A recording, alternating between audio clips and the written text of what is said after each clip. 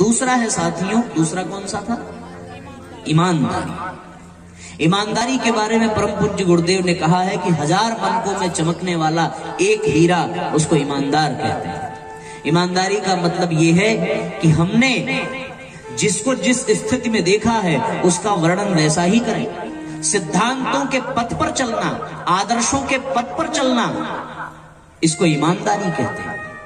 जीवन में जो सिद्धांत हैं, जीवन में जो आदर्श हैं, उसको पूरी तरीके से अंगीकार करना, उसको ईमानदारी कहते हैं। ईमानदारी यही है। और ईमानदारी सिर्फ दूसरों के प्रति नहीं, ईमानदारी अपने प्रति भी होती है। ईमानदारी वस्तुओं के प्रति, रिश्तों के प्रति, संबंधों के प्रति, अपने कर्तव्यों के प्रति, अपनी निष्ठा के प्रति, सबके प्रति होनी चाहिए। हमारा जो कर्तव्य है उसको पूरी तरीके से, पूरी निष्ठा से उस कर्तव्य को संपन्न करना, इसको ईमानदारी कहते हैं। यदि हम विद्यार्थी हैं तो पूरी निष्ठा से, पूरी निष्ठा का मतलब, निष्ठा का मतलब क्या है कि किसी भी काम को करने के लिए अपने मन, अपनी आत्मा, अपने प्राण, अपनी समस्त शक्ति को लगा देना निष्ठा कहलाता है।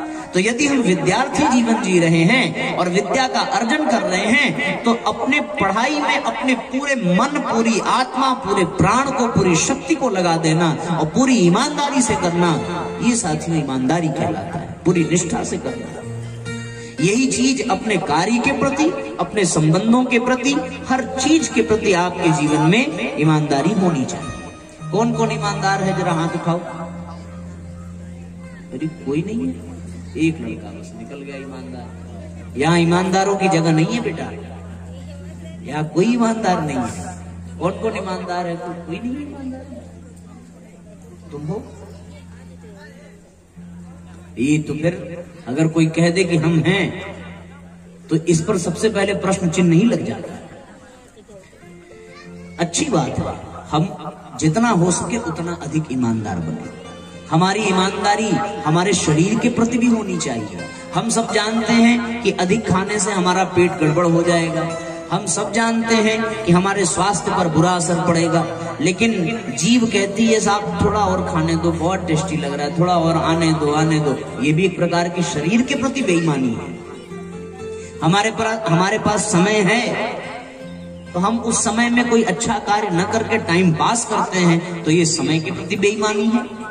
हमको जो कार्य दिया गया उस कार्य को हम आधे अधूरे मन से कर रहे हैं, ये भी एक प्रकार की बेईमानी है। बेईमानी का अर्थ सिर्फ चोरी करना नहीं है। बेईमानी का अर्थ ये भी है कि हम अपनी जिम्मेदारियों को पूरी तरीके से नहीं निभा पा रहे हैं, ये भी एक प्रकार की बेईमानी है।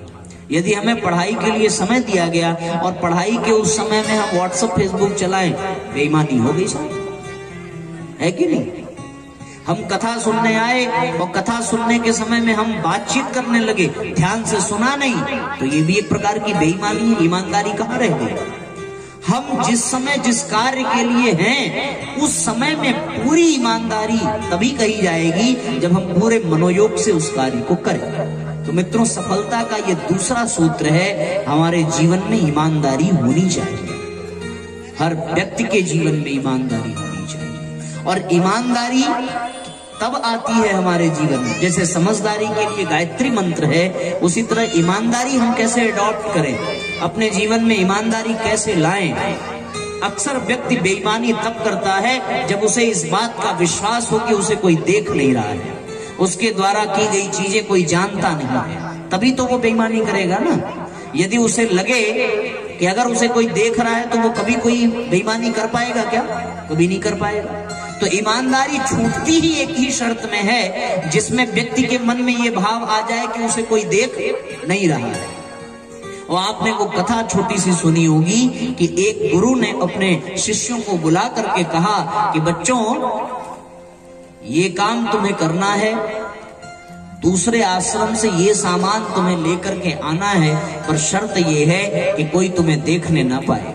और जो सफल हो गया, जो उस सामान को लाने में सफल हो गया और कोई तुम्हें पकड़ नहीं पाया, देख नहीं पाया, हम अपनी गद्दी उसे ही देंगे और अपनी पुत्री का विवाह भी उससे करा देंगे। शर्त बड़ी मजेदार थी कि कोई देख ना पाए। सब विद्यार्थियों ने कहा ये कौन सी बड़ी बात है, हमसे बड़ा चोर इस दुनिया में कौन हो सकता है, हम तो चोरी कर लें आपके सामने, आप ही ना देख पाए, और फिर बाकी दुनिया की बात छोड़ दी। हम आंखों में आंखें डाल करके चोरी कर सकते हैं, देखते देखते हम कुछ भी कर सकते हैं। सारे शिष्य प्रसन्न हो गए, कह रही कोई ऐसा हो ही नहीं सकता कि हमें कोई पकड़ सके। सब गए चुरा करके ले आए, सारे लोगों ने चोरी कर ली। सब आकर के खड़े हो गए, महाराज कोई देखा नहीं, किसी से भी आप पूछ लो कि कोई बता दे कि हमने देखा है इनको चोरी करते। एक शिष्य बेचारा किनारे खड़ा था, लगातार रोए जा रहा था, कष्ट में था, परेशान था। गुरु ने बुला करके पूछा क्या हो गया भाई, तू चोरी नहीं कर पाया? शिष्य ने कहा कि महाराज हमें कोई ऐसी जगह ही नहीं मिली जहां कोई न देख रहा हो। पूछा ये क्या तमाशा हो गया, कोई जगह ही नहीं है जहां कोई ना देख रहा हो? तो फिर इन लोगों ने कैसे चोरी की? बोले इनकी तो ये जाने, पर हमें ऐसी कोई जगह नहीं मिली जहां कोई न देख रहा हो। हम जहां भी गए वहां दो लोग हमें निरंतर देख रहे थे। हम जहां भी गए, जिस भी जगह चोरी करने गए, दो व्यक्ति हमें हमेशा देख रहे थे। बोले कौन कौन था जो तुम्हें देख रहा था हमेशा? बताओ दो कौन कौन थे, आप बता सकते हो? हाँ बेटा, कौन कौन? ये बच्चों ने बड़ा सही बताया, आत्मा और परमात्मा। अच्छा, मतलब जो दिखाई नहीं देते वही हमें देख रहे हैं। इसका अर्थ तो यही हुआ, ना आत्मा दिखती है ना परमात्मा दिखता है। हम इन दोनों को नहीं देख सकते, पर वो हमें देख रहे हैं। लेकिन उस शिष्य ने कहा कि भगवान दो लोग हमें निरंतर देख रहे हैं, पहला मैं स्वयं देख रहा था और दूसरा मेरा भगवान देख रहा था, हमेशा मेरे साथ था। तो साथियों, ईमानदारी यहीं पर खत्म होती है जिस समय हमारे भीतर ये भाव जग जाए कि हमें कोई देख नहीं रहा है, हर वक्त हमें कोई ना कोई देख रहा है। अच्छा, एक बात आपको हम ये भी बताएं, हमें एक बात बताओ, सूर्य को हम भगवान समझते हैं ना? सही से बताना। चंद्रमा को हम भगवान समझते हैं, पूजा करते हैं ना? चंद्रमा की भी पूजा की जाती है, सूर्य की भी पूजा की जाती है कि नहीं की जाती? सही से बताना। वायु को भी हम देवता कहते हैं, अग्नि को भी हम देवता कहते हैं, जल को भी हम देवता कहते हैं। सब तो देवता ही हैं, मानते हो कि नहीं मानते? सही से बताओ, हाथ उठाओ, बेईमानी मत करना, ईमानदारी से। सब कौन कौन मानता है इनको देवता? सूर्य भगवान है, चंद्रमा भगवान है। मैं आपको गरुड़ पुराण की बात बताने जा रहा हूँ। गरुड़ पुराण में स्पष्ट लिखा है कि एक व्यक्ति ने पूछा था ऐसा हम पाप करते हैं ये भगवान को पता कैसे चलता है? भगवान ने जगह जगह अपने एजेंट बिठा रखे हैं। दिन में पाप करोगे तो कौन देखेगा? देखेंगे ना, उनकी नजर से बच पाओगे क्या?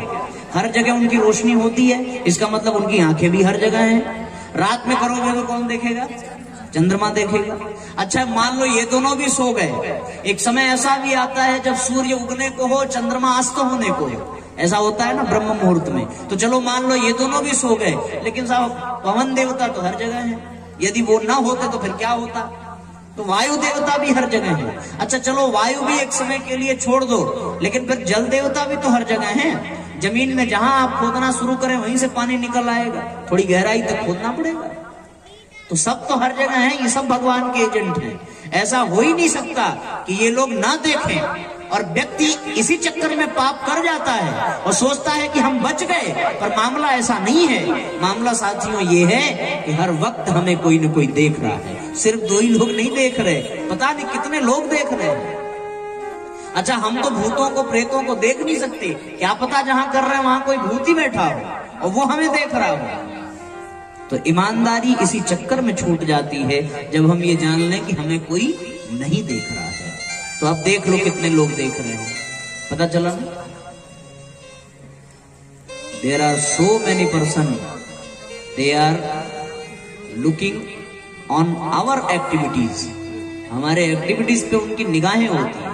अच्छा, ये हम लोग जो अनुष्ठान साधना करते हैं उसमें दो चीजें अवश्य करते हैं, एक कलश की स्थापना करते हैं, एक दीपक प्रज्वलित करते हैं। ये भी इसीलिए किया जाता है कि यदि हम ऊपर जाएं और कभी कोई पूछ ले कि तुमने अनुष्ठान किया था क्या, तो फिर ये विटनेस के तरीके से काम करते हैं। बोथ आर विटनेस, वाटर देवता और अग्नि देवता। अपने अपने भाषा में हम लोग बात कर रहे थे, जल देवता को वाटर देवता नहीं कह सकते? क्यों नहीं कह सकते? कह सकते हैं ना बच्चों। वो अलग बात है कि हम लोग, आज का इंसान बड़ा चालाक है, इसने जल देवता और अग्नि देवता पर भी विजय प्राप्त कर ली है। पूछो कैसे? रावण के बारे में ये कहा गया भैया कि रावण ने इन सबको अपना बंदी बना लिया था, तो आज के हर इंसान ने इन देवताओं को अपना बंदी बना लिया। नल की एक टोटी खोलो और जल देवता न प्रकट हो तो प्लम्बर बुला के आदमी हथौड़ा मरवा देता है। मानते हो कि नहीं इस बात को? माचिस की एक तीली जल ऐसे रगड़ो, अग्नि देवता न प्रकट हो तो पता नहीं किसको किसको गालियां सुनने को मिलेंगी। ये मजबूर है, सभी देवता मजबूर है आप लोग के सामने। रात में भाई साहब पवन देवता को प्रकट करके सोते हैं, अकेले सोते नहीं, इनकी निगरानी करते हैं। हम लोग को ठंडी लगे उससे मतलब नहीं है, इनको पवन देवता चाहिए। तो अब ऐसी स्थिति में तो भगवान तो हर जगह है, कहाँ नहीं है? हम कैसे कहें कि हमें कोई नहीं देख रहा? बात ये अवश्य हंसने में लग रही हो, पर आप इसको बैठकर एकांत में चिंतन करना तो ये बहुत गंभीर विषय है भैया, कि हमें हर वक्त कोई न कोई देख रहा है, हम कहीं भी अकेले नहीं हैं। तो ईमानदारी इसको कहते हैं कि हम ये विश्वास आज अभी इसी वक्त कर लें कि हम ऐसे किसी स्थान पर नहीं जा सकते जहां हमें कोई नहीं देख रहा, हर वक्त हर जगह परमात्मा है।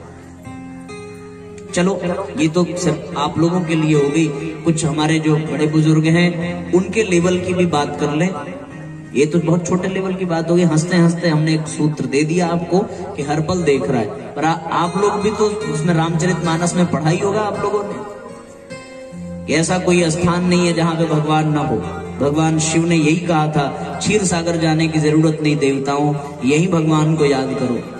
आइए उन चौपाइयों का गान किया जाए थोड़ा। देश काल दिसी विदिसी हूँ माही, कहूँ सो कहाँ जहाँ प्रभु नाही, कहूँ सो कहाँ जहाँ प्रभु नाही। देश काल दिसी विदिसी हूँ माही, कहूँ सो कहाँ जहाँ प्रभु नाही, कहूँ सो कहाँ जहाँ प्रभु नाही।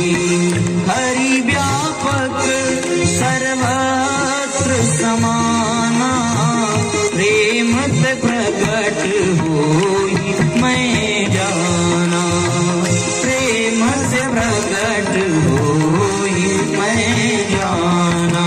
हरि व्यापक सर्वत्र समाना, प्रेम से प्रगट होई मैं जाना, प्रेम से प्रगट होई मैं जाना। देश काल दिस विदिशों माही, ऐसा कोई देश नहीं, ऐसा कोई काल नहीं, ऐसा कोई स्थान नहीं, कहूं कहां जहां प्रभु नाही। भगवान हर जगह है। ये कहानी हमने इसलिए बताई क्योंकि व्यक्ति ये कह नहीं सकता कि भगवान उसको नहीं देख रहा है। ये हम लोगों को हटना पड़ेगा कि वो हट जाएंगे? अच्छा, कोई दिक्कत हो तो हम फिर आगे पीछे हो जाए। ठीक है भैया, तो ये बात समझ में आ गई। ईमानदारी का मतलब क्या हो गया? हमें अब से ये विश्वास करना है कि एक भी स्थान ऐसा नहीं जहां भगवान नहीं देख रहा। तो अब झूठ बोल पाओगे, अब आप चोरी कर पाओगे, अब आप किसी की निंदा कर पाओगे। निंदा हम कब करते हैं? जिसकी करते हैं जब वो न सुनता हो। चलो वो नहीं सुनता पर दूसरा तो सुन रहा है ना, तो अब आप कर पाओगे निंदा? किसी की चुगली कर पाओगे? कोई गलत काम कर पाओगे? कर ही नहीं पाओगे, क्योंकि हर समय तुम्हें कोई ना कोई देख रहा है। और परम पूज्य गुरुदेव ने कहा कि बच्चों, हम लोग ये मान लें, जिस घड़ी हमें ये विश्वास हो गया, हमेशा ध्यान रहे कि तुम्हें वो देख रहा है, तो तुम कभी भी कोई तुच्छ कर्म कर नहीं पाओगे। और ईमानदारी इसी शर्त पर टिकी रह सकती है जब हम ये विश्वास करें कि हमें परमात्मा हर समय, हर पल, हर घड़ी निहार रहा है, देख रहा है ना। मम्मी पापा देखते हैं तो आप कोई गलती कर पाते हो? नहीं। उसी तरीके से भगवान भी देख रहा है, कभी कोई गलती नहीं कर पाओगे। ईमानदारी समझ में आ गई सबको अच्छे से? क्या था ईमानदारी की परिभाषा? कि हमारी जो भी हमारा कर्तव्य हो उसको पूरे मनोयोग से करना, ये ईमानदारी है। तो समझदारी के लिए गायत्री मंत्र की आवश्यकता है, और ईमानदारी के लिए इस बात पर, इस भाव पर विश्वास कर लेना कि हमें हर पल कोई न कोई कौन कौन देख रहा है? दिन में कौन देख रहा है, रात में कौन देख रहा है? और जब ये दोनों भी ना हो तो ऐसा। अब तो बच्चे बहुत समझदार है यहाँ के, बड़ों को भले ना समझ में आया हो, तुम लोगों को बहुत अच्छा समझ में आ गया। अब हम गाड़ी आगे बढ़ाते हैं।